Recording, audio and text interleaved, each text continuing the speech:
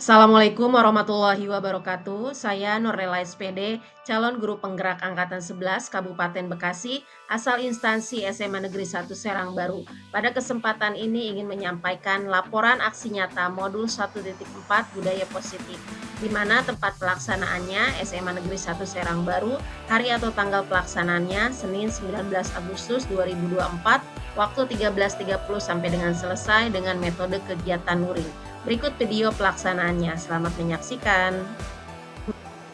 Bismillahirrahmanirrahim. Yang terhormat Ibu Kepala Sekolah SMA Negeri 1 Serang Baru, Ibu Reni Yosefa SPD MSI. Yang kami hormati para Wakasek dan Bapak Ibu Guru di SMA Negeri 1 Serang Baru.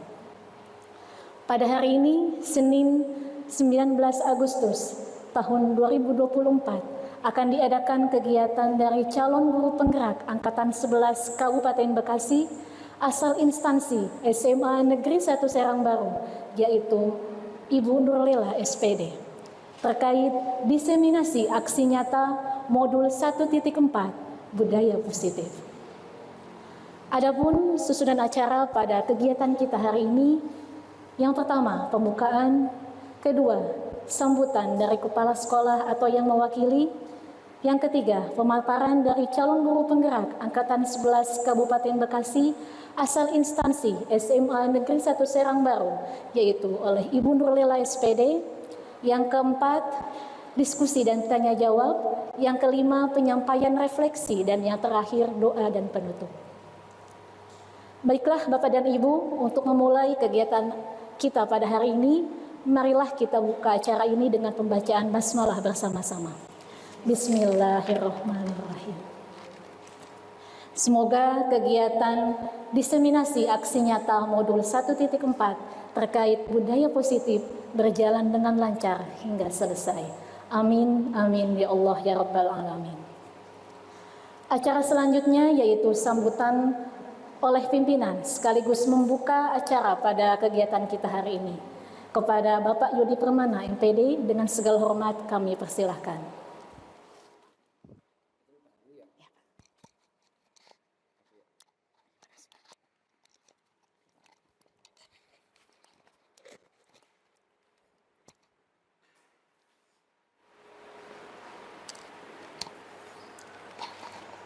Tes 1 2 3 3 2 1. Bismillahirrahmanirrahim. Assalamualaikum warahmatullahi wabarakatuh.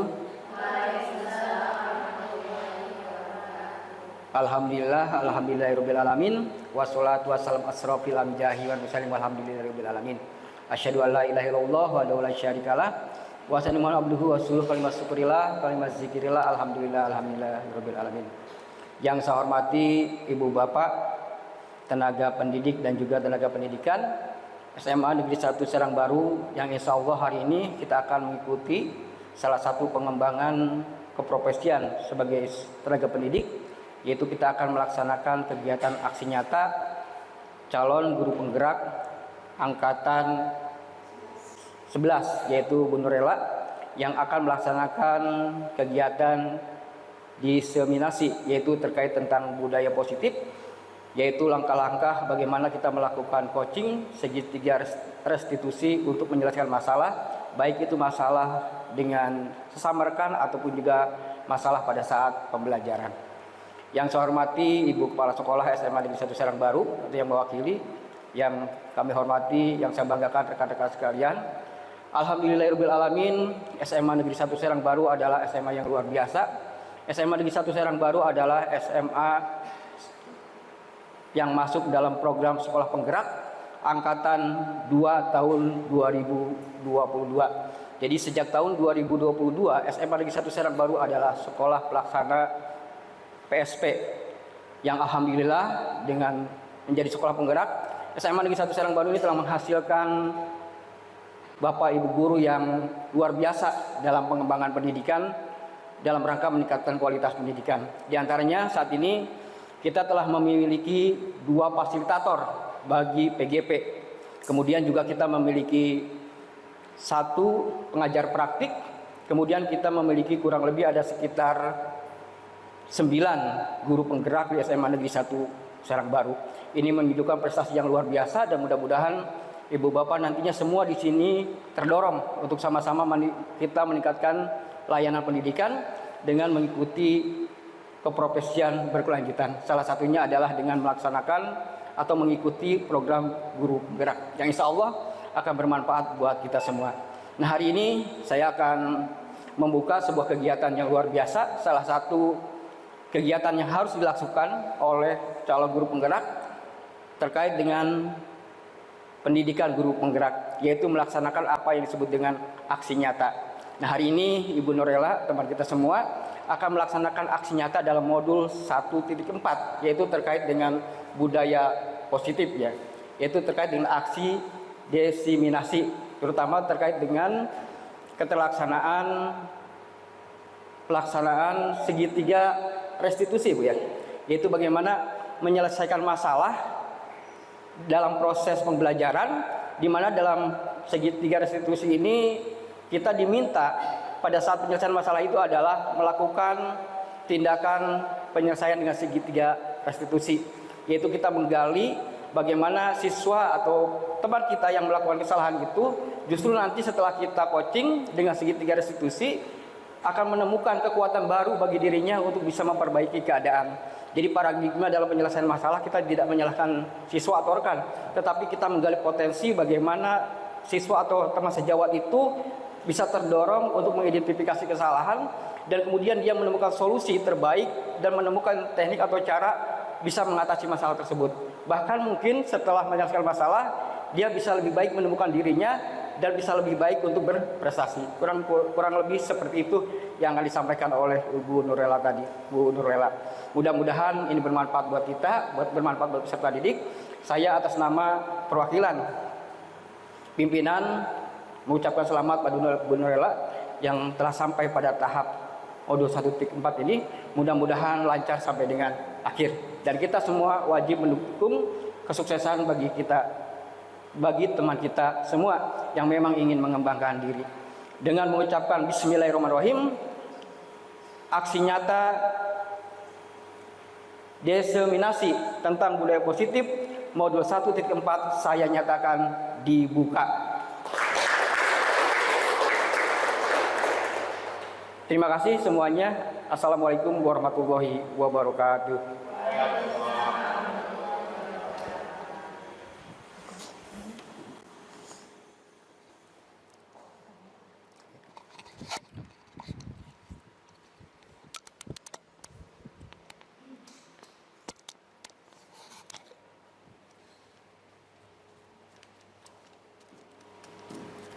Terima kasih kepada Bapak Yudi Permana MPD atas sambutannya.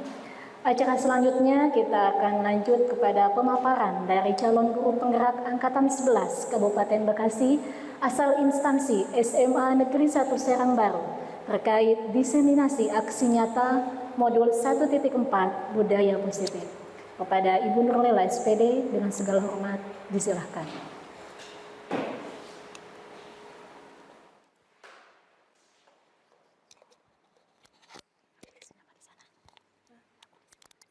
Sini deket tiang apa? Pasangin dong.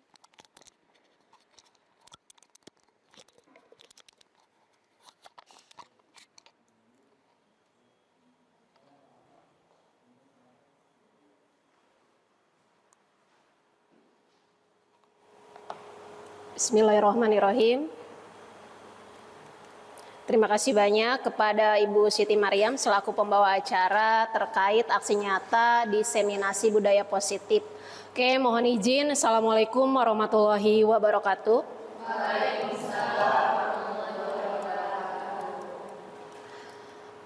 Mohon izin Bapak dan Ibu, saya calon guru penggerak Angkatan 11 dari Kabupaten Bekasi, asal instansi SMA Negeri 1 Serang Baru, terkait tugas saya di modul 1.4 harus memaparkan atau melakukan pengimbasan diseminasi aksi nyata modul 1.4 tentang budaya positif.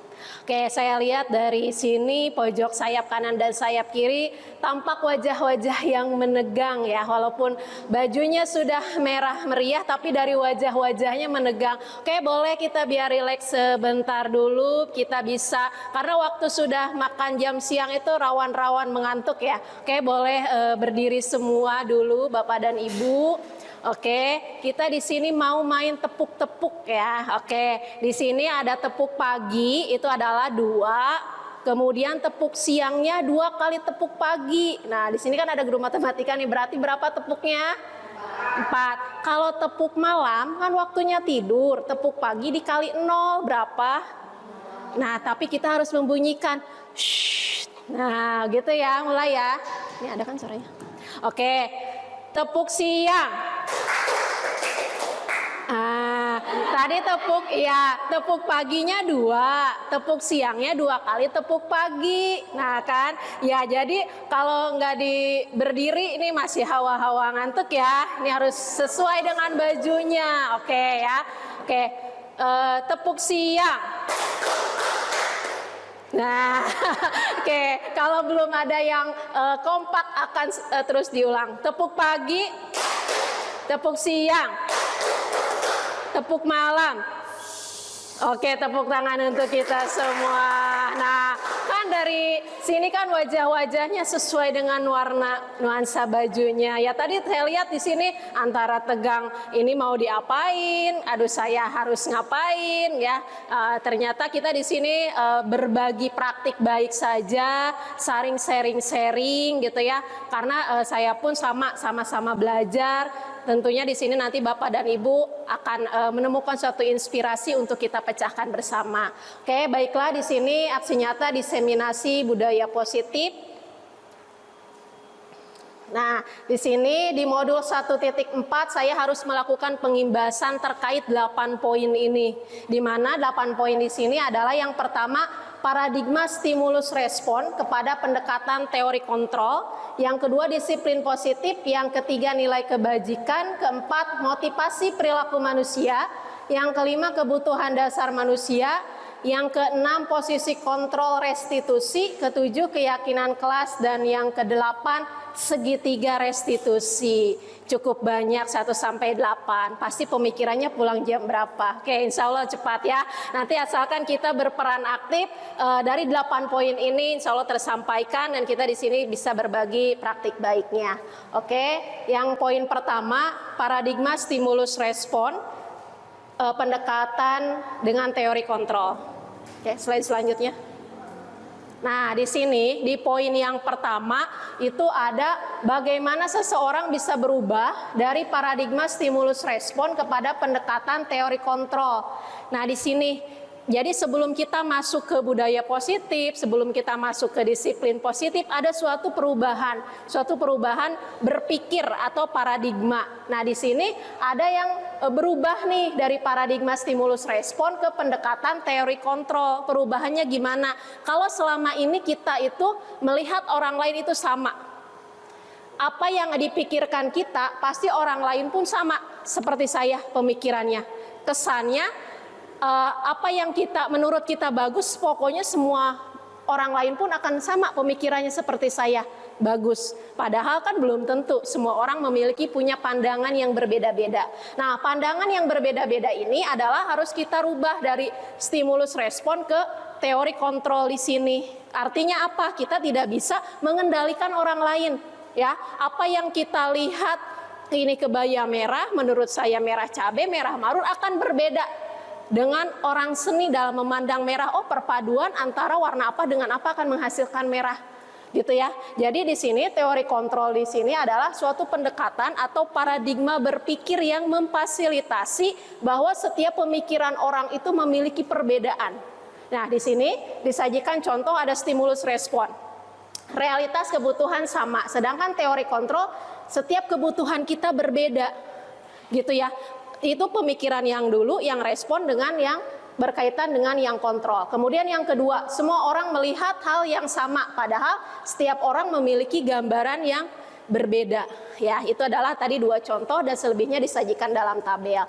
Kemudian yang kedua itu adalah tentang disiplin positif. Oke, sebelum ke slide selanjutnya, kita akan bahas disiplin pasti ya. Kita mengajar harus disiplin waktu, harus disiplin ngumpulin tugas, disiplin ini A, B, C, D, dan segala macamnya. Tapi sebelum saya membahas apa itu disiplin positif, saya ingin mengetahui dulu apa sih disiplin menurut Bapak dan Ibu. Mungkin ada yang berbagi tentang definisi atau pandangannya tentang disiplin. Oke? Ya, silakan Bu Siti Romlah.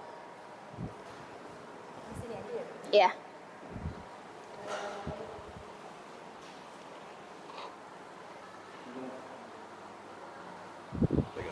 Iya aja Pak. Halo, ini nggak Pak? Oh. Oke, kalau menurut saya disiplin itu merupakan sikap atau keinginan untuk mematuhi peraturan yang berlaku. Oke, terima kasih. Tepuk tangan dulu dong ya. Oke, temannya sudah berbagi katanya suatu sikap untuk apa tadi Bu? Mentaati peraturan yang berlaku. Mungkin ada lagi yang terkait dengan disiplin? Oke. Oh ya, silakan Bu Endah ya. Kompak sekali nih guru matematika. Ini sayap kanan saya masih ngantuk sepertinya ya. Belum ada yang respon-respon. Iya, kurang lebih mirip ya Bu ya.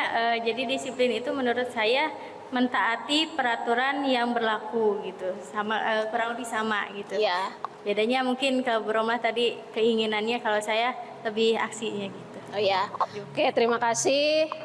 Sayap kiri saya sudah, berarti selanjutnya sayap kanan. Siap-siap ya.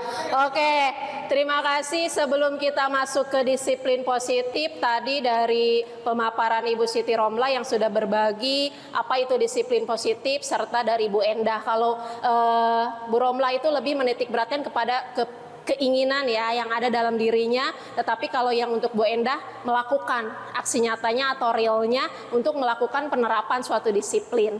Oke, disiplin positif sendiri, kata disiplin itu berasal dari bahasa Latin dalam bukunya Daya Negosen, bahwa itu adalah asal katanya dari disciplina atau guru murid atau pengikut. Oke, slide selanjutnya.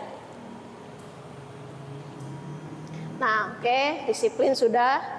Nah, di sini arti kata disiplin, definisi disiplin positif itu sendiri adalah suatu pendekatan untuk menerapkan disiplin diri pada anak tanpa adanya suatu dikasih hukuman atau hadiah. Harus gimana caranya penerapan dalam diri si siswa tersebut tanpa ada imbing-imbing atau embel-embel yang lain. Jadi pembentukan kepada karakternya, penerapan dalam dirinya.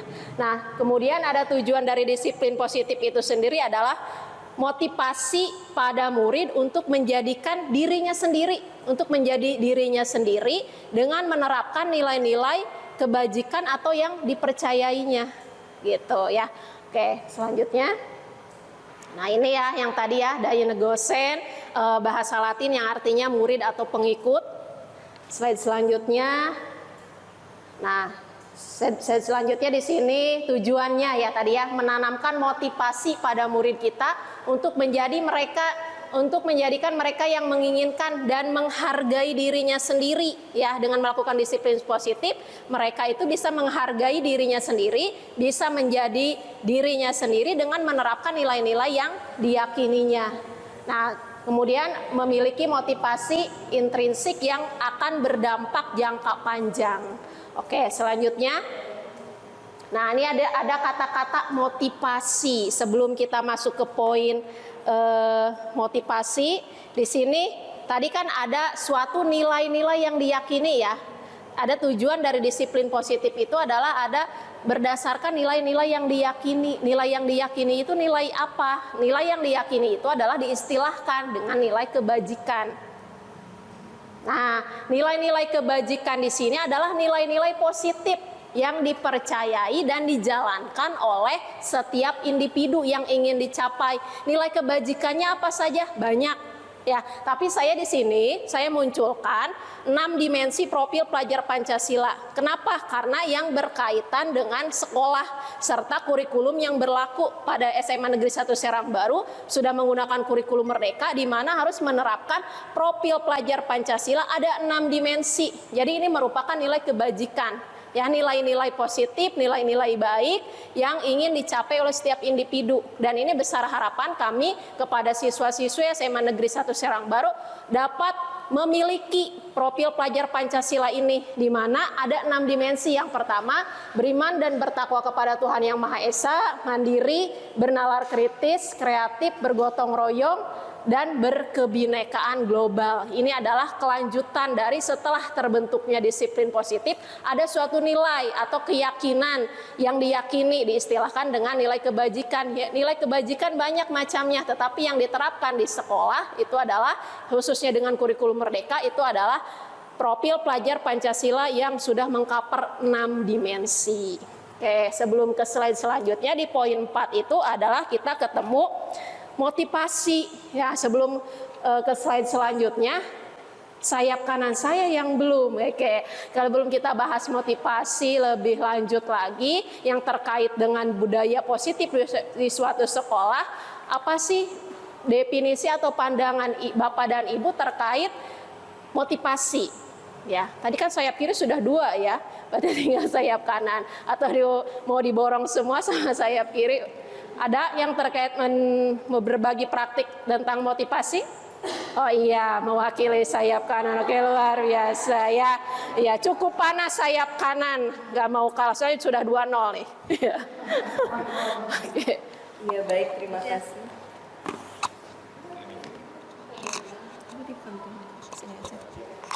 Iya, baik, terima kasih Bu Lela. Saya akan memaparkan sedikit tentang motivasi. Jadi motivasi itu adalah dorongan yang muncul dari dalam diri seseorang, baik untuk berpikir, bertindak, berperilaku, baik secara sadar ataupun tidak sadar.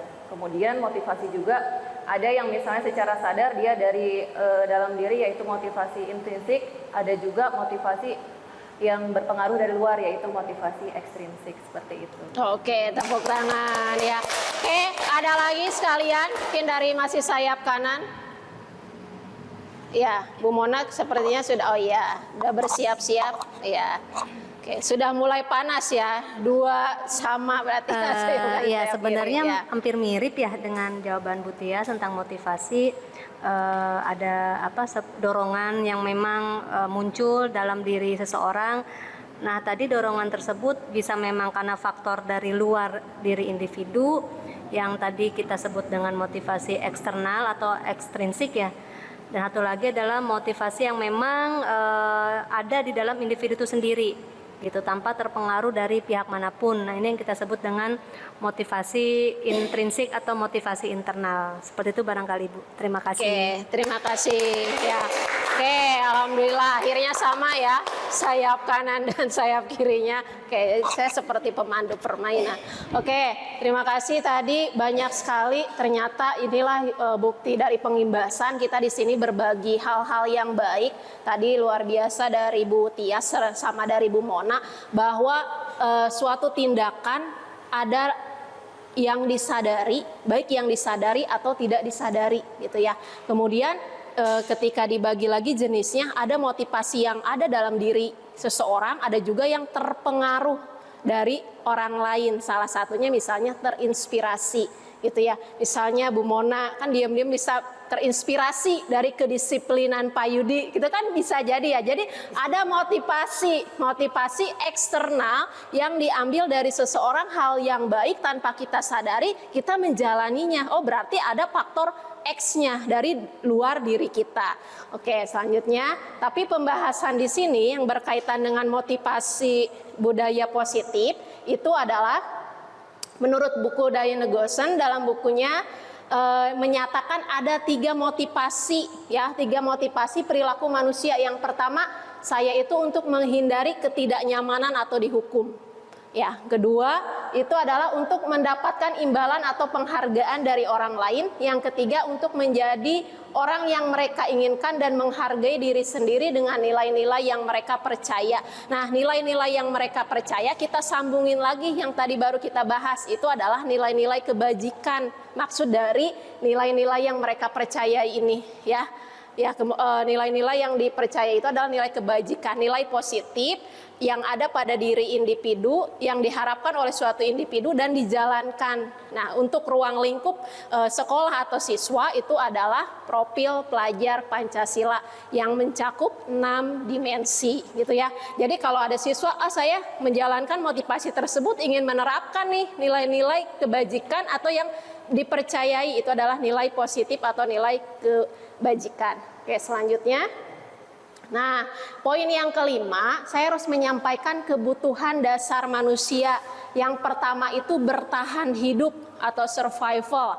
Artinya apa? Kebutuhan tempat tinggal, kebutuhan pangannya harus terpenuhi. Sekarang kalau ada siswa yang terlambat datang ke sekolah, tiba-tiba kita menghakimi, padahal kita tidak tahu bagaimana nih kebertahanan hidup si siswa kita tersebut, apakah kebutuhan hidupnya layak di rumah, apakah dia dari rumah ke sekolah harus menerjang dulu banjir atau ada hal-hal lain sebagainya. Kita harus mengetahui dulu tentang kebutuhan hidupnya ya, tentunya dengan contohnya tadi tempat tinggalnya seperti bagaimana dia untuk bisa sampai ke sekolah, kemudian kebutuhan untuk sandangnya bagaimana ketika dia untuk mencukupi kebutuhan, salah satunya kebutuhan makan dan minum. Yang kedua itu ada kasih sayang dan ingin diterima, love and belonging. Artinya apa? Dia itu merasa disayang tidak oleh kedua orang tuanya. Ya, kalau saya di sini kan rata-rata siswa ada yang orang tuanya itu banyak merantau ya. Pastikan di sini juga ada Bapak dan Ibu wali kelas. Tentunya kita melakukan asesmen non-diagnostik ya. Artinya dia tinggal sama siapa, bagaimana dia bisa sampai ke sekolah, apakah naik kendaraannya apa, dan lain sebagainya. Kita mengetahui latar belakang ya, bagaimana dia di rumahnya itu mendapatkan tidak rasa diterimanya gitu ya, dengan rasa kasih sayang, apakah dia tinggal bersama pamannya, bibinya atau saudaranya. Nah, kemudian yang poin yang ketiga itu adalah kebebasan. Ya, setiap diri kita itu memiliki rasa pastinya juga ingin bebas, gak mau diatur, ingin melakukan hal yang kita inginkan. Tapi sesuai dengan filosofi pendidikan Ki Hajar Dewantara, bahwa kita bukan untuk mengikuti semua keinginan anak, tapi kita itu harus memberikan apa yang dibutuhkan oleh murid. Ya, tentunya tugas kita hanya menuntun dan mengembangkan, bukan merubah pola perilakunya. Gitu. Kemudian yang keempat, sudah kebebasan,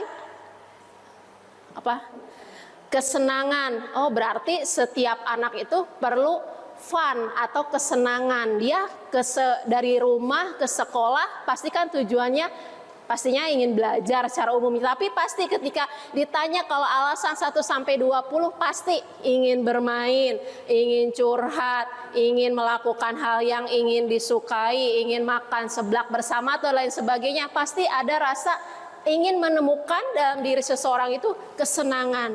Oke, selanjutnya yang kelima itu adalah penguasaan. Ya, jadi setiap siswa atau setiap individu perlu memiliki atau keinginan untuk memiliki penguasaan diri. Nah, apa jadinya apabila 5 kebutuhan dasar manusia ini tidak terpenuhi, maka akan muncul hal-hal negatif. Ya, contoh hal kecilnya, misalnya anak telat nih ngumpulin tugas Bapak dan Ibu. Tiba-tiba kita ke kelas, nah, segala berapa puluh kata yang keluar dalam hitungan menit gitu ya. Tanpa kita mengetahui 5 kebutuhan dasar anak ini sudah terpenuhi belum. Karena apa? Ketika 5 kebutuhan dasar ini tidak terpenuhi, ya salah satunya saja, maka akan memunculkan sifat atau perilaku negatif. Nah ini ya, jadi tugas kita juga, kita harus mengetahui nih 5 kebutuhan dasar. Karena apabila menurut teori ini, apabila ada salah satu yang tidak terpenuhi, maka akan muncul sikap-sikap yang negatif gitu ya. Oke, selanjutnya di poin 6 posisi kontrol restitusi. Nah, di sini nanti ya yang paling menarik. Oke, ada 5 posisi kontrol menurut Dai Negosen. Yang pertama ada penghukum, kedua pembuat rasa bersalah, yang ketiga teman, yang keempat pemantau, yang kelima manajer. Oke, ya. Nah, di sini ada tugas buat Bapak dan Ibu. Nanti setelah saya memaparkan, berkaca diri dengan selfie di HP-nya masing-masing. Saya ada di posisi kontrol yang mana nih? Aduh, saya sukanya dalam hitungan menit keluar berapa ratus kata. Kalau anak yang telat ngumpulin tugas, berarti saya di tipe yang mana nih? Kalau enggak, saya nggak mau pusing. Saya turunkan nada saya, kamu gimana sih kok tidak menjalankan tugas ibu? Nah, nanti ya di sini setelah saya maparkan 5, Bapak dan Ibu berselfie dan memberikan angka. Misalnya, aduh saya mah tipe yang kena senggol dikit aja udah. Gimana kalau misalnya anak yang tidak mengumpulkan tugas tepat waktu? Oke, yang ya, Bu Nur sudah senyum-senyum, dia ada di posisi mana gitu ya. 5 posisi kontrol ini. Yang pertama ada posisi penghukum ya. Oke, selanjutnya. Nah, di sini seseorang penghukum bisa menggunakan hukuman fisik maupun verbal dengan bukan fisik yang selalu menyakiti, memukul, menendang gitu ya, tapi dari perkataan. Wek gitu ya, apa segala macam, pokoknya hal-hal yang menyakitkan. Berarti kita masuk ke kategori penghukum. Di sini guru menerapkan hukum atau berkata, patuhi aturan saya, kamu selalu saja salah. Jadi memojokkan tanpa mengetahui 5 kebutuhan dasar yang tadi. Ya, ini kunci-kuncinya ya. Kemudian selanjutnya, ini ciri-cirinya nih, menggunakan nada suara tinggi. Ini ada bahasa tubuhnya, matanya agak dikelarin dikit gitu kan biasanya.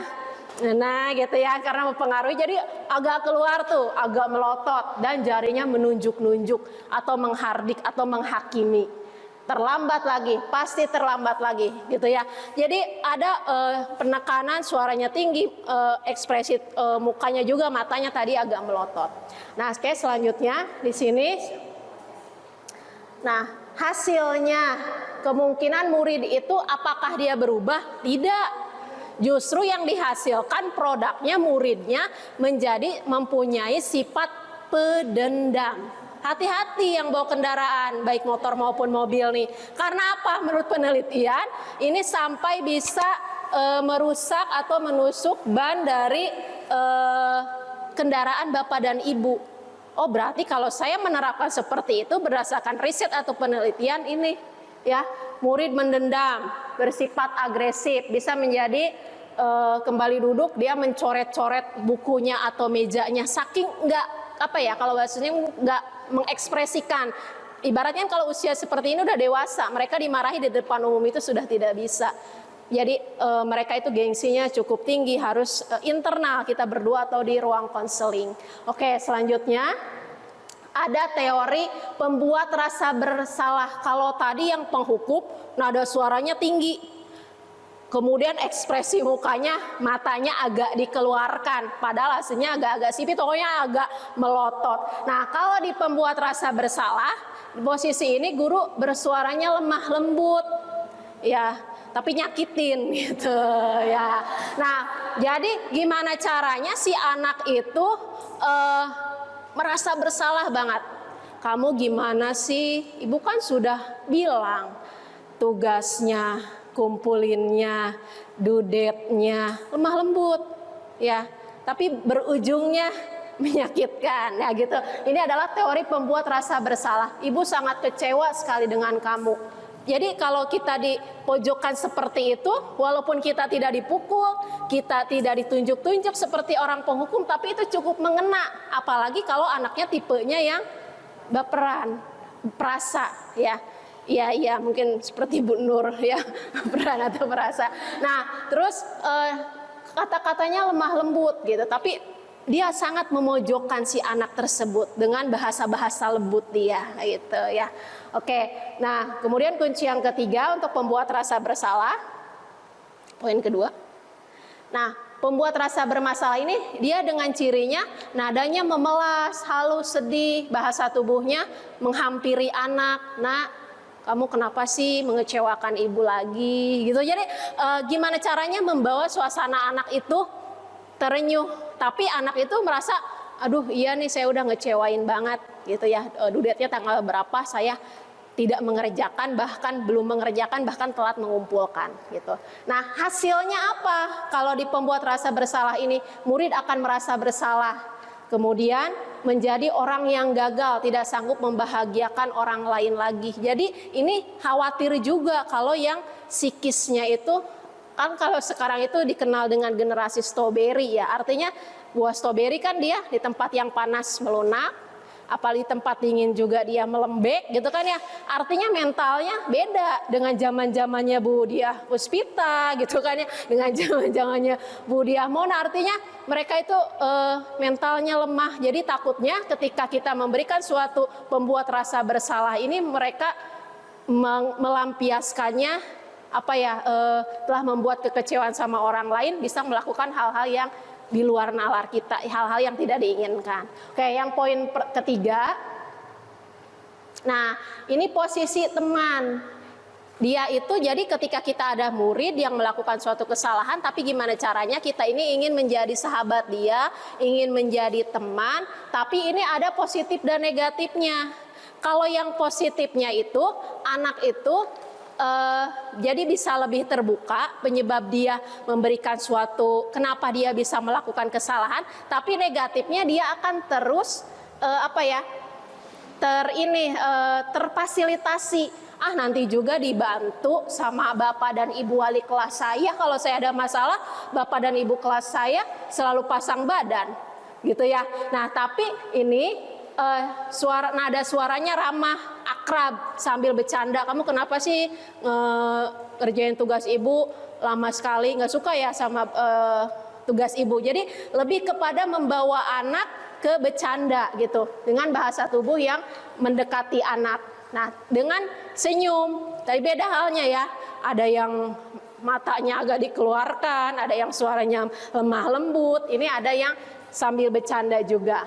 Oke, selanjutnya hasil yang didapatkan, murid merasa senang, ya, merasa ibaratnya ketika saya melakukan kesalahan, saya tidak dihakimi, saya tidak dipojokkan, tetapi saya dirangkul oleh bapak dan ibu wali kelas, oleh guru mata pelajaran. Nah, ini termasuk kepada dampak positif, tapi yang negatifnya, tapi dia jadi ketergantungan.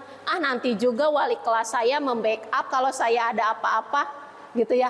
Nanti juga kalau saya due date-nya tanggal berapa, yang penting saya mengerjakan, baik kok ibu gurunya, bapak ibu gurunya. Jadi anak selalu di cover gitu negatifnya, hanya mengandalkan guru untuk membantunya. Kemudian di posisi yang keempat, ini adalah posisi pemantau. Di sini guru mengawasi. Pada saat kita mengawasi, kan seperti ini misalnya, ulangan bab 1 belum, disuruh ngisi Google Form ulangan harian belum dikerjakan. Jam istirahat kamu ke kantor. Tanpa ada alasan, ditungguin. Ya, walaupun bapak dan ibunya sambil ngopi-ngopi, sambil makan-makan, suka ada ya pemandangan kita masuk jam istirahat, ada siswa yang sedang mengerjakan. Berarti posisi bapak dan ibu itu adalah dalam posisi pemantau. Soalnya apa? Di sekolah, di kelas susah ditemukannya, kemudian mengerjakan Google Form juga berupa link tidak dikerjakan, akhirnya dieksekusi, dibawa kemana? Ke kantor. Suka ada ya, kita dari kelas pemandangan ada anak 1-2 nih, pasti kenapa itu Bu? Ulangan hariannya belum, nggak ada inisiatif menghadap guru. Akhirnya apa? Kita mengeksekusi, dibawa ke ruangan guru atau konseling sampai kita tungguin. Biasanya ini di akhir-akhir kenaikan kelas ini ya, banyak potret-potret ruang kantor itu dipenuhi oleh siswa. Saking pengen kita mengawasi. Berarti dalam posisi ini bapak dan ibu menerapkan posisi pemantau. Kemudian di sini nada suaranya datar, bahasa tubuhnya formal, tetapi di sini ada kata kuncinya. Ini adalah ada konsekuensinya. Pastinya kan ibaratnya gini, setiap kita di awal semester pasti kita akan membuat perjanjian atau kontrak belajar. Pastikan mapel matematika, bahasa Indonesia, biologi, PKN, geografi akan berbeda tergantung kepada kesepakatan guru mata pelajaran dengan anaknya gitu kan ya. Nah, tapi pemantau ini selalu melibatkan data dan konsekuensinya. Kalau due date-nya tidak dilaksanakan, berarti konsekuensinya apa? Selalu menggunakan berbasis data serta konsekuensinya. Nah, oke, selanjutnya. Nah, hasilnya murid memahami konsekuensinya. Artinya apa? Oh, kalau saya telat 1 hari dari due date dikurangnya 5 poin, telat 2 hari 10 poin, terus. Tapi dia mengetahui dalam kasus pemantau di sini karena sebelumnya sudah dibuatkan kesepakatan atau kontrak belajar. Oke, yang terakhir, yang kelima, posisi manajer. Nah, posisi manajer di sini posisi di mana guru bersama murid untuk mempertanggungjawabkan perilakunya. Kita memfasilitasi dengan menanyakan apa yang diyakininya, kemudian apa keyakinan kelasnya. Jadi menghubungkan antara keyakinan kelas yang sudah dibuat dengan hal-hal ketika ditemukan suatu masalah. Nah, di sini dalam posisi manajer di sini nada suaranya tulus, bahasa tubuhnya tidak kaku, mendekat murid. Nah, jadi lebih kepada kita kronologinya dulu. Kamu tahu nggak masuk sekolah jam berapa? Sekarang jam berapa kamu datang? Jadi menerapkan kemungkinan 5 kebutuhan dasar tadi terpenuhi tidak. Karena apa? Kalau salah satu dari 5 tadi poin tidak terpenuhi, itu akan ada sifat atau hal negatif yang dimunculkan oleh seseorang. Inilah di posisi manajer. Oke, selanjutnya. Nah, dalam posisi manajer di sini didapatkan anak itu mengeksplor penyebab kenapa dia melakukan hal seperti itu, serta meyakini hal-hal yang sudah diyakini dalam suatu kesepakatan kelas atau kontrak belajar dalam suatu mata pelajaran. Nah, kemudian poin, ini masuk ke 7 dan 8. Tapi sebelumnya, dari 5 posisi kontrol saya ingin mengetahui, tadi kan tugasnya Bapak dan Ibu biasanya, Ibu-Ibu ya, doyan selfie. Nah, sekarang dari posisi 1 sampai 5, selfie sambil ke kamera menunjukkan angka. Aduh, saya di posisi, ambil di posisi mana, kirim ke saya. Iya. Apa posisi 1, posisi 2, 3, 4 dan 5. Ya, sambil ternyata malu-malu gitu kan ya. Ya, di posisi 1 ternyata saya sudah menerapkan posisi kontrol yang nomor berapa ya. Ini kan suatu sambil dimunculkan ya di posisi berapa gitu ya. Pak Yudi jangan ngintip dan ibu-ibu malu. Pak Yudi bisa melakukannya juga ya. Aduh, saya sebagai seorang guru sering melakukan di posisi kontrol yang mana sih gitu ya. Gak usah malu untuk munculin angka 1, 2, 3, 4, 5. Oke. Belum ada yang ngirim ke saya.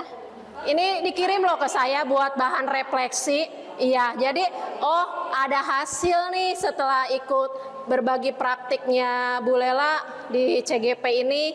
Saya dari tadinya posisi kontrol nomor berapa, agak terinspirasi pengen berubah ke posisi kontrol yang mana. Ya, nanti biar ada perbandingan. Oke, belum ada yang mengirim, boleh sekirim ke saya. Oh, Bu Dede Nopi, Bu Rami, oke, yang lain masih bingung, nggak usah malu kalau memang pernah di posisi 1. Ibaratnya kan kita sambil melakukan evaluasi dalam diri kita ada di posisi kontrol sebagai guru yang mana. Bu Mona sudah. Iya, Pak Yudi sambil menunjukkan angkanya Pak ya. Pak Yudi selama ini di posisi yang mana? Oke. Iya. Oke, semuanya sudah dikirimkan? Iya, oke. Nah, tadi kan sudah mendapatkan pemaparan ya, saya ada di posisi mana, saya lebih sering melakukan di 5 posisi kontrol yang mana. Saya sih tergantung kelas. Kalau kelasnya yang luar biasa saya langsung. Nah, kalau mood saya lagi nggak mau marah, Gitu ya. Kalau anaknya friendly, ibaratnya gimana? Gitu kan ya. Kalau misalnya udah kenaikan kelas, saya mau menerapkan 5 banyak potret-potret anak yang mengerjakan di kantor, gitu ya. Berarti kalau tergantung mood atau tergantung suasana kelas, berarti harus ada 4 atau 5 yang dikirim ke saya.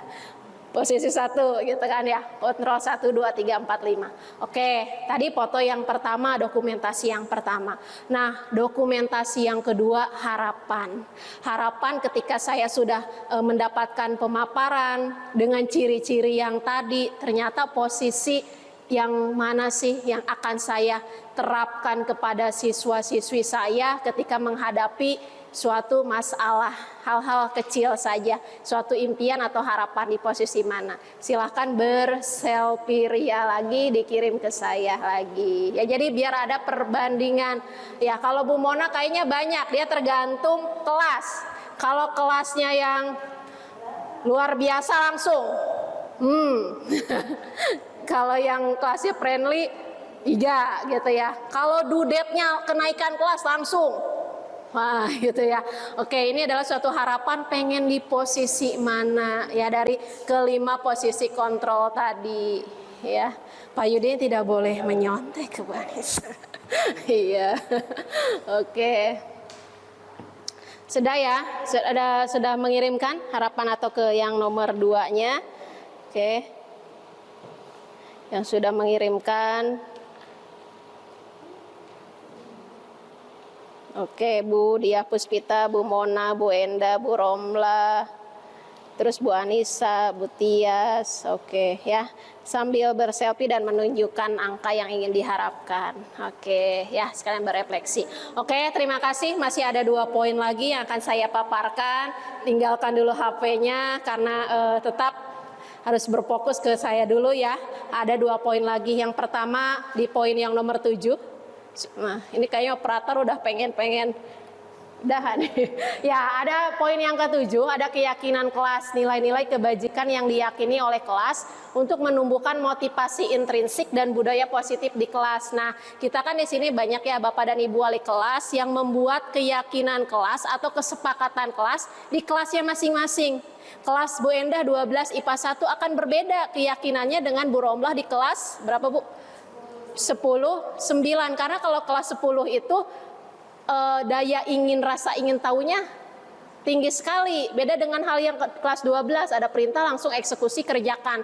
Wali kelas tidak banyak aktif mulutnya gitu. Tapi kalau kelas 10, ya Bu Dede dari kelas 12 ke kelas 10, teman yang tidak ikut kerja kelompok saja itu ada laporannya. Ya, teman yang sering ke WC juga ada laporannya.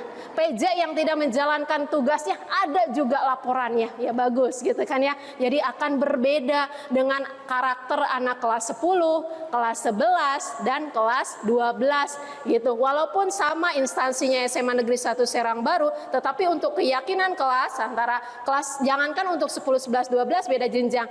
Masing-masing kelas 10 saja, 10-1, 10-2 akan berbeda. Karena apa? Keyakinan kelas itu dibuat bersama oleh seluruh anggota kelas. Bukan kita yang memonopoli wali kelas. Pokoknya begini, konsekuensinya begini. Tidak, harus dibuat bersama, diyakini bersama, dijalankan bersama, dan disepakati dan menjalankan apabila ada konsekuensi yang melenceng dari kesepakatan atau keyakinan kelas yang telah dibuat. Oke, yang ke-8, kita sebelum ke segitiga restitusi, kita masuk dulu pengertian atau definisi dari restitusi itu sendiri, nomor 7.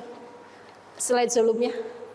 Nah, restitusi sendiri adalah proses menciptakan kondisi bagi murid untuk memperbaiki kesalahan mereka sehingga mereka bisa kembali pada kelompok mereka dengan karakter yang lebih kuat. Artinya apa? Ketika anak ada suatu kesalahan, kita jangan menghakimi, kita jangan menghardik, kita harus mengetahui dulu latar belakang mereka. Yang kita udah tahu nih 5 kebutuhan dasarnya. Jangan-jangan 5 kebutuhan dasar ini tidak tercover, tidak terpenuhi sehingga anak bisa melenceng ke hal-hal negatif. Nah, setelah restitusi agar mereka bisa kembali ke dengan teman satu kelasnya gitu ya, ibaratnya dengan jiwa atau mental yang lebih kuat lagi. Nah, Nomor 8 di segitiga restitusi adalah alur untuk menegakkan keyakinan bersama di dalam kelas atau sekolah. Nah, di sini ketika menemukan anak bermasalah harus menggunakan yang namanya di budaya positif ini yang saya pelajari itu adalah penerapan segitiga restitusi, di mana ada 3 proses nih, ada menstabilkan identitas, validasi tindakan yang salah, sama menanyakan keyakinan. Artinya apa? Kita menanyakan dulu kronologinya. Jangan yang main menghakimi, ya, menghardik gitu ya, tanpa mengetahui dulu. Kita stabilkan dulu identitas mereka. Mereka bisa melakukan hal-hal seperti itu karena apa? Gitu ya. Yang kedua, validasi tindakan yang salah. Kita membawa kepada anak biar anak itu menyadari yang dilakukannya itu adalah hal negatif. Jadi pernah nggak Bapak dan Ibu menghadapi itu salah tapi dia menurut dia nggak salah? Itu kan paling susah ya, nggak salah menurut pemikiran dia. Ya memang betul, sesuai dengan teori stimulus respon dan kontrol, kita tidak bisa membawa pemikiran kita dibawa ke pemikiran untuk orang lain, itu betul cara pandangnya. Tetapi di sini harus validasi tindakan yang salah. Yang ketiga, ada menanyakan keyakinan. Artinya contoh hal kecilnya tadi nyambung ke poin nomor 7 tadi. Ada yang dinamakan dengan keyakinan kelas atau kesepakatan. Ketika ada keyakinan atau kesepakatan yang dilanggar, pasti otomatis kan ada konsekuensi yang harus dijalankan. Oke. Nah, di sini di tugas modul 1.4 saya pun memiliki tugas untuk menyelesaikan 2 masalah kasus dengan penerapan segitiga restitusi dan menanyakan respon atau refleksi dari murid yang sudah saya selesaikan permasalahannya. Di mana saya wali kelas dari kelas 11-8 itu ditemukan 2 masalah. Yang pertama ada anak yang terlambat masuk di jam pertama, ada juga yang sering tertidur di jam pelajaran ataupun ketika ya jam istirahat atau istirahat dia malah tertidur ataupun di jam-jam pelajaran tertentu. Di sini ada 2 permasalahan kasus yang saya selesaikan dengan penerapan segitiga restitusi. Oke, operator bisa bantu untuk kasus yang pertama. Itu adalah pada anak namanya Paramita kelas 11-8.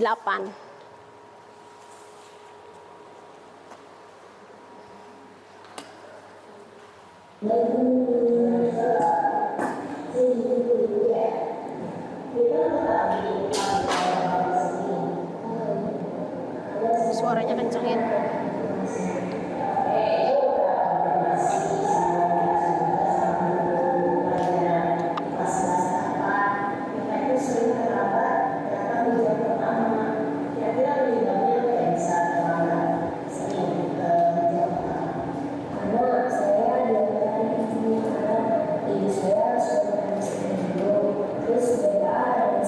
Air aku dong.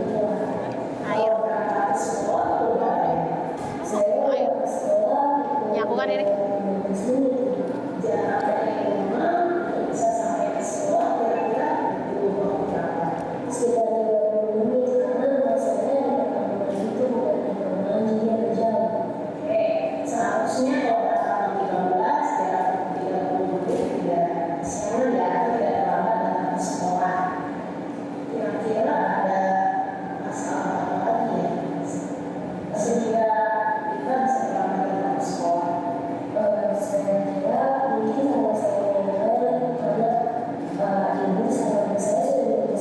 Sambil makan aja.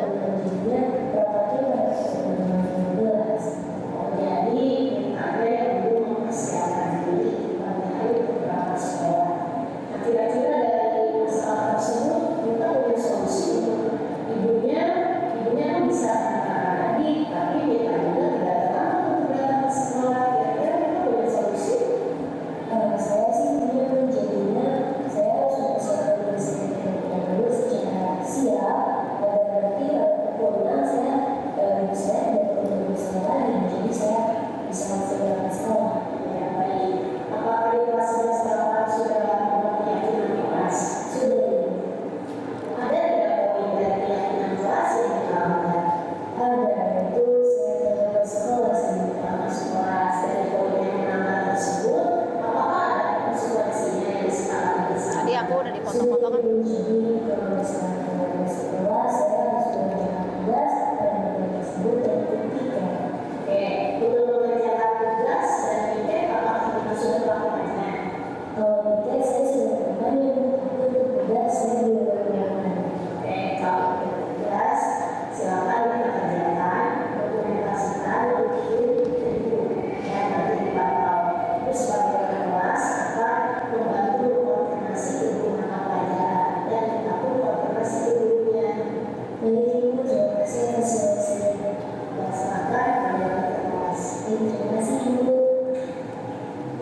Oke, itu adalah penanganan penerapan segitiga restitusi untuk kasus anak yang terlambat di jam pertama. Kemudian ada lagi kasus di 11.8, anak tertidur di jam pelajaran bahkan di waktu istirahat. Silakan penerapan kasus yang kedua.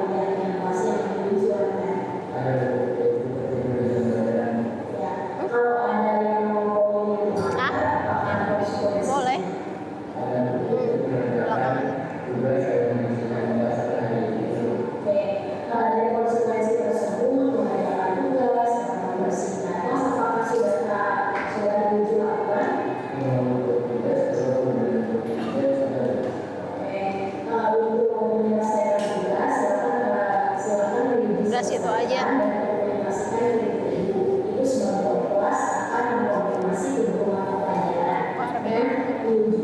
Si lapar ini. Apakah ada yang bisa lagi? Ya, silakan uji mulai ke kelas. Oke, itu adalah dua kasus yang sudah saya selesaikan dengan penerapan segitiga restitusi, di mana identitas masalah, kemudian yang kedua, yang ketiga menanyakan terkait dengan keyakinan. Nah, di sini saya juga setelah menerapkan segitiga restitusi untuk dua kasus yang saya hadapi di kelas 11.8 ini, saya ingin mengetahui refleksi dari anak yang sudah saya selesaikan masalahnya. Silakan ada tanggapan dari Paramita dan Ryuji.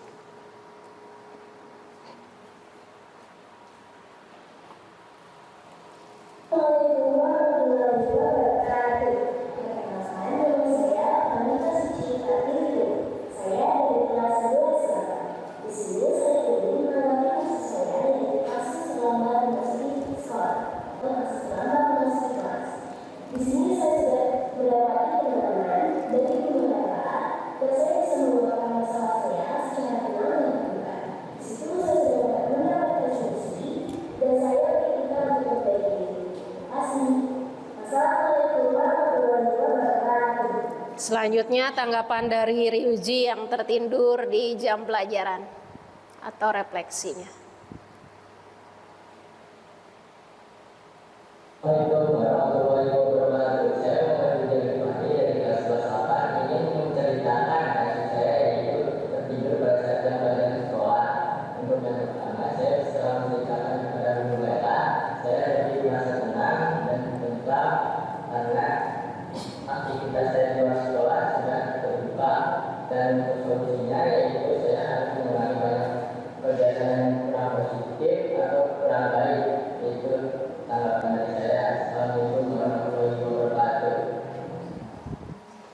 Oke, itu adalah tadi proses penerapan ketika kita menemukan suatu masalah, penerapan 3 segitiga restitusi serta refleksi. Karena yang kita ketahui ya, kita akan kadang suka kesulitan biar anak itu terbuka, gitu ya. Semoga dengan menempatkan diri kita di posisi manajer serta menerapkan segitiga restitusi dengan 3 tahapan, semoga permasalahannya itu dapat terselesaikan dan kita pun harus mengetahui refleksi, tanggapan atau respon balik terhadap anak yang kita selesaikan.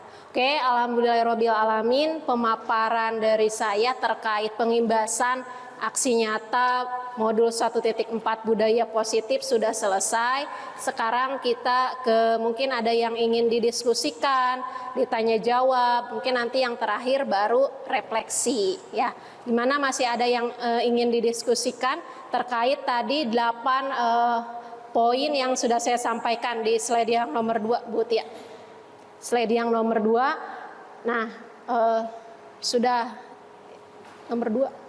Bukan. Sudah yang pertama, slide kedua. Yang ada 8 poin. Nah, bukan.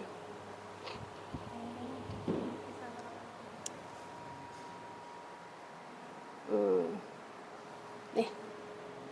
Nah, ini kan tadi ya 8 poin yang sudah saya sampaikan dengan ya sepemahaman saya sebaik mungkin serta penerapan dalam segitiga restitusi yang sudah menyelesaikan 2 permasalahan.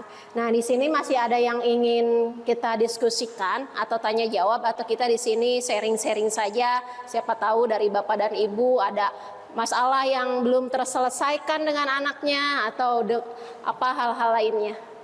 Silahkan. Oh, boleh Bu Nur mau bertanya, silahkan. Oke, sayap kiri siap-siap lagi. Soalnya tadi udah 2 sama. Oke. Iya.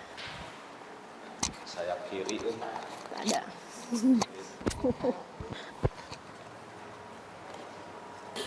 Iya, terima kasih. Terima kasih atas waktunya Bu Lela. Di sini saya ingin bertanya gitu ya.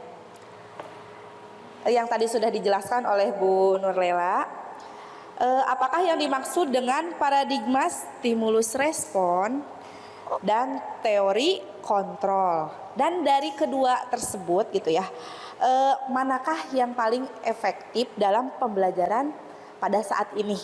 Gitu. Mungkin itu saja. Terima kasih.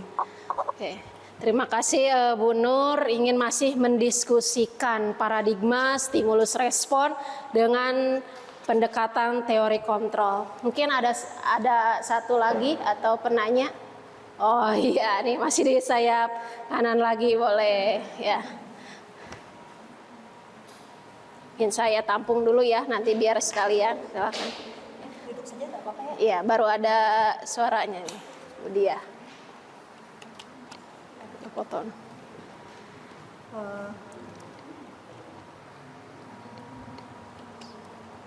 Izin bertanya ya Bu Nurlela. Ya, ini terkait dengan yang poin yang ke-7 tentang keyakinan kelas. Untuk keyakinan kelas itu kan biasanya sudah dibuat dan disepakati oleh seluruh siswa di dalam kelas itu. Tetapi terkadang itu memang masih ada beberapa hal yang mungkin tidak sesuai gitu ya. Nah, pertanyaan saya, bagaimana caranya supaya siswa ini mau mematuhi dan menjalankan keyakinan kelas tersebut tanpa paksaan, kemudian sampai dia tuh mau menerima konsekuensi apabila dia melanggar kesepakatan tersebut. Terima kasih, itu saja mungkin Bu. Oke, terima kasih buat Bu Nurjana sama Bu Dia Puspita yang ingin yang masih ingin didiskusikan. Oke, di slide nomor 4 atau ya. Mungkin sebelum saya menjawab, ada yang ingin berbagi praktik baik terkait 2 masalah ini, 2 pertanyaan ini. Oke, baiklah, di sini di slide nomor 4. Satu lagi. Yang tabel nomor berapa sih? Tabel nomor 2 apa ya? yang ada tabelnya. Atas deh kayaknya udah cover. Nah ya ini ya di sini ya yang pertanyaan Bu Nurjana ya di sini yang ingin masih didiskusikan apa sih bedanya paradigma stimulus respon dengan pendekatan teori kontrol. Paradigma itu suatu pendekatan atau cara berpikir ya, paradigma stimulus respon artinya pemikiran kita itu sama dengan pemikiran orang lain menurut pemikiran kita. Menurut hal kita baik pasti menurut orang lain itu baik ya. Kemudian cara menilai kita tentang sesuatu pokoknya orang lain pun sama pemikirannya seperti saya gitu ya. Sedangkan kalau teori kontrol kita tidak bisa ya, kita tidak bisa mengatur pemikiran orang yang harus sama dengan kita gitu ya. Nah akhirnya dibuatlah ada suatu tabel perbedaan antara stimulus respon dengan teori kontrol. Yang poin pertama, kebutuhan kita sama. Coba saya tanyakan kepada Bapak dan Ibu, kebutuhan saya dengan Bapak dan Ibu sama tidak? Berbeda gitu ya. Berbeda kan ya? Saya belum punya anak, Bapak dan Ibu anak satu, anak dua kan berbeda gitu ya. Nah kemudian kalau di teori kontrol, kebutuhan kita itu berbeda gitu ya. Karena yang pemikiran stimulus respon itu pokoknya apa yang kita pikirkan orang lain pun sama pemikirannya seperti saya gitu ya. Nah kemudian yang contoh yang kedua, semua orang melihat hal yang sama, setiap orang memiliki gambaran yang berbeda gitu ya. Sama halnya tadi di awal, ini bajunya merah, ada yang menyebutnya ini merah cabai, ini merah marun. Beda halnya lagi dengan orang seni ya. Gimana kalau Bu Tia sampai menjadi warna merah itu kan ada dua perpaduan warna ya. Warna apa saja?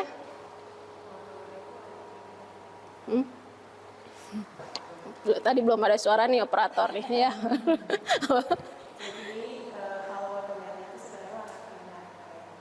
Warna? Oh primer. Jadi untuk warna yang dicampurkan lagi.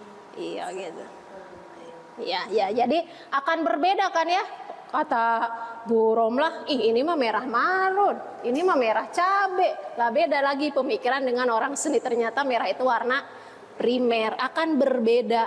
Kemudian Bu Nur ini ya, luar biasa pertanyaannya, bagaimana penerapan ke pendidikan gitu ya, bawa pendidikan gitu kan, luar biasa. Harus yang di mana, paradigma stimulus respon ataukah pendekatan teori kontrol ya. Sesuai dengan saya di PGP ini mempelajari di modul 1.1 filosofi pendidikan Ki Hajar Dewantara, artinya tugas kita hanya menuntun tumbuh dan kembangnya perilaku murid tanpa harus merubah pola lakunya ya, yang sesuai dengan kodrat alam dan kodrat zaman. Artinya apa? Anak harus mengetahui latar belakang asal dia di mana, kebudayaan dia seperti apa, serta mengikuti perkembangan zaman. Kalau di sini untuk milih pendidikan yang mana, ya tentunya dengan pendekatan teori kontrol. Artinya memfasilitasi murid untuk keberagaman. Jadi kita tidak bisa menghakimi, pokoknya tugas yang paling bagus itu bentuknya video, nggak mau tahu. Padahal anak ada yang punya potensinya yang lain, ada yang punya potensinya bikin infografis, ada yang potensinya bikin PPT, ada yang dia senangnya membuat deskripsi teks gitu ya. Jadi kita lebih memfasilitasi. Berarti yang paling baik ya Bu Nur itu adalah tentang teori kontrol di sini gitu. Kalau dihubungkan dengan pendidikan dan disesuaikan dengan filosofi pendidikan Ki Hajar Dewantara yang harus sesuai dengan kodrat alam dan zamannya agar membawa kemerdekaan pada murid serta mencapai kebahagiaan dan keselamatan yang setinggi-tingginya. Oke, tadi pertanyaan yang nomor 2 dari Bu Dia Puspita ya, katanya gimana sih kalau keyakinan kelas itu biar disepakati bersama, dijalankan, dan apabila ada perilaku yang menyimpang, anak menjalankan konsekuensinya gitu ya. Jadi di sini kita sebagai wali kelas tidak memonopoli kelas. Artinya gini, di kelas saya itu untuk membuat keyakinan kelas itu nggak cukup di jam pelajaran Ya, artinya apa? Karena apa? Anak mengetahui konsekuensi. Ah, nanti tibang telat 5 menit doang, masa gua harus piket kelas? Ah, yang bener aja gitu kan ya. Nah, jadi kita jangan memonopoli atau yang mengatur menurut kita baik diterapkan. Berarti kita masih menerapkan stimulus respon dong kalau hal seperti itu ya.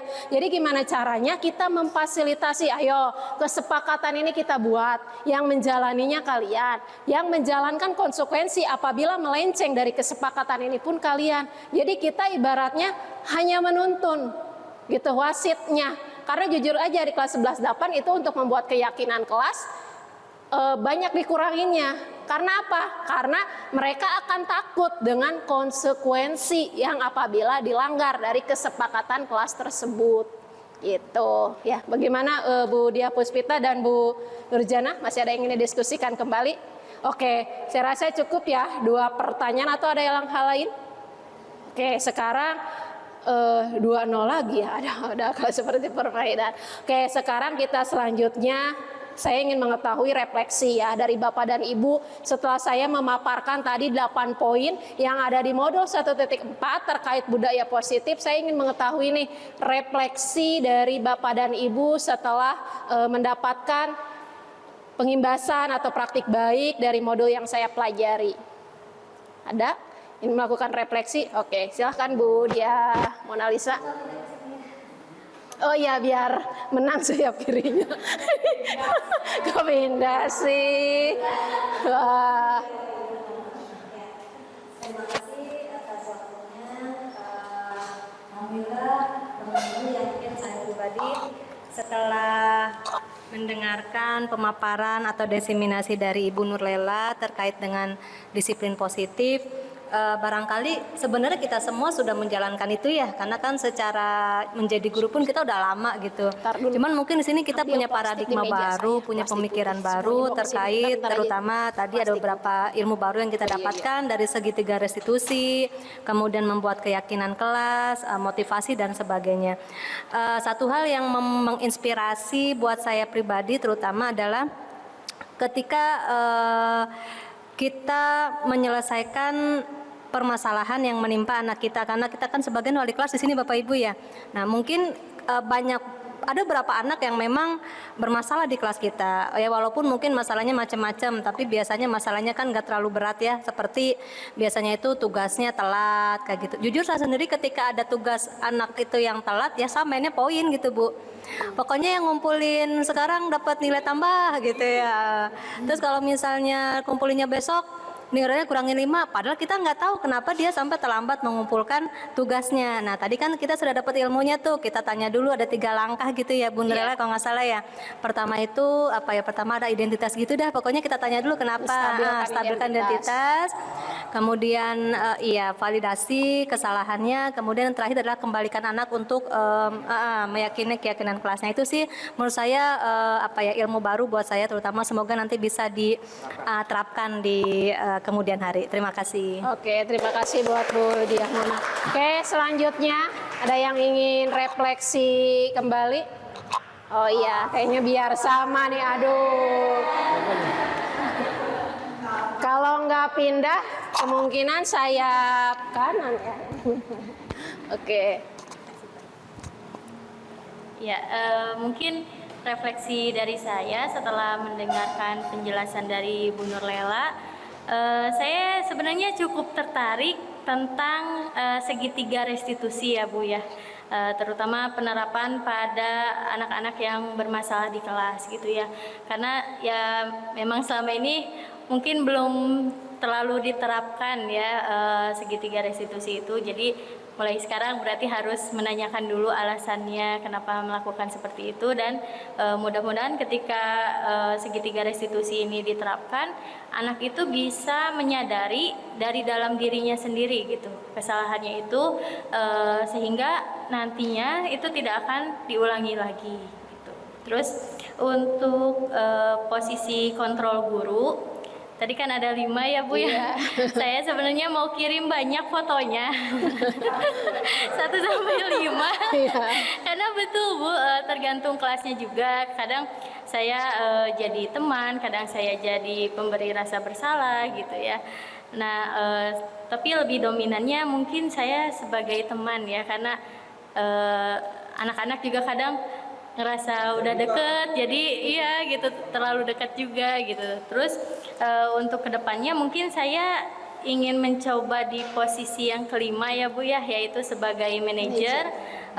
Karena itu mungkin posisi yang paling tepat dan paling baik gitu ya Bu untuk kita guru ketika pembelajaran di kelas. Mungkin itu saja refleksi dari saya. Sekian, wassalamualaikum warahmatullahi wabarakatuh.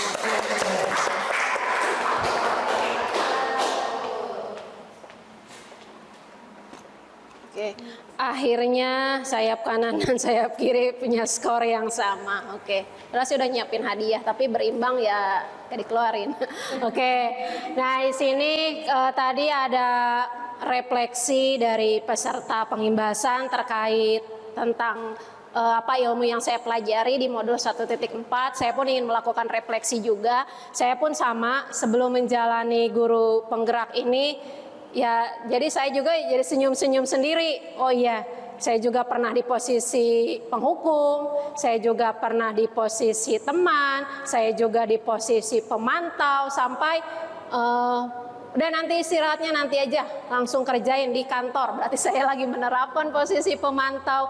Kemudian saya pun berusaha untuk menstabilkan emosi saya. Kemudian saya juga berusaha mendekatkan diri dengan anak. Kemudian membawa anak juga, anak itu melakukan kesalahan, dia nyadar nggak? Oh berarti 5 posisi ini secara tidak kita sadari kita sudah menerapkan. Tapi gitu ya tadi ya, seperti Bu Endah, saya pun sama. Tergantung kadang suasana mood di kelas. Kalau anaknya yang friendly, lebih dekat kepada mendekatkan diri kepada kita, kita bisa berlaku seperti teman. Tapi kalau kelasnya yang nada biasa, responnya tidak ada, kita naik sedikit juga masih tidak merespon, akhirnya mata agak dikeluarkan sedikit gitu ya. Akhirnya ujung-ujungnya di posisi penghukum gitu ya. Sebenarnya itu pun refleksi dari diri saya tentang 5 posisi kontrol. Sama saya juga ya, sebelum mempelajari ilmu ini juga baru mengetahui gitu setelah literasi ya, kayak senyum-senyum sendiri. Oh berarti saya kalau seperti ini saya lagi di posisi ini nih, lagi kalau nada saya seperti ini, bahasa tubuh saya seperti ini, saya melakukan bagaimana ke anak, oh saya di posisi pemantau nih, atau yang posisi teman atau pembuat rasa bersalah gitu ya. Sama saja itu refleksi dari saya. Mungkin kita pemaparan pengimbasannya sudah saya sampaikan di modul 1.4. Kemudian yang kedua sesi tanya jawab juga sudah, refleksi dari peserta, kemudian refleksi dari diri saya juga selaku pengimbasan sudah. Saya kembalikan lagi ke pembawa acara.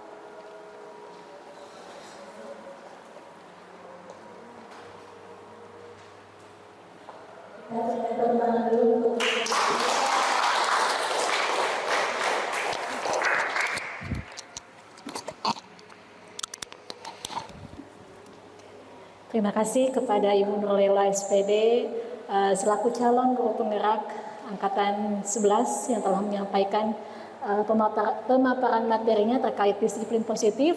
Ini luar biasa bermanfaat bagi kita, khususnya sebagai pendidik, dalam mendidik dan menerapkan budaya positif, disiplin positif untuk anak didik kita. Semoga ini menjadi bekal kita baik sebagai guru maupun wali kelas di kelas nanti ya. Amin ya robbal alamin. Baik Bapak dan Ibu, di penghujung acara kita akan lanjutkan kepada doa yang akan disampaikan oleh Bu Rami Ahmawati SPD. Kepada Ibu Rami disilahkan.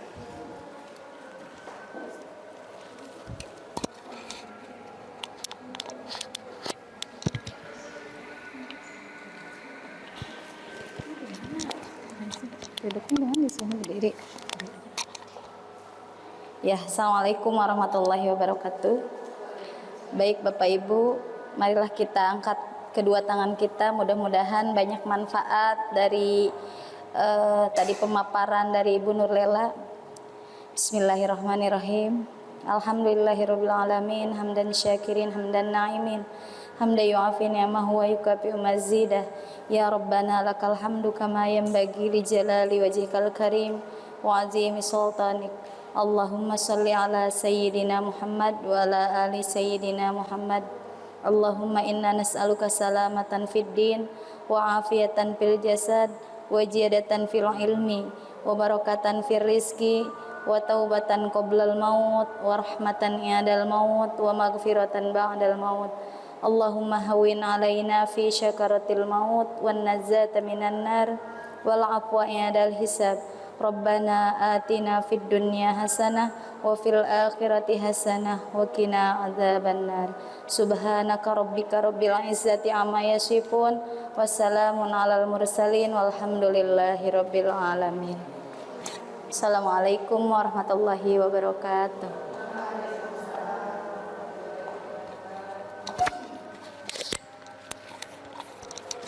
Baik Bapak dan Ibu, alhamdulillah kegiatan berbagi praktik baik terkait aksi nyata diseminasi budaya positif pada hari ini telah selesai dilaksanakan. Saya selaku pengatur acara mohon maaf apabila ada kesalahan. Wabillahi taufiq wal hidayah. Wassalamualaikum warahmatullahi wabarakatuh.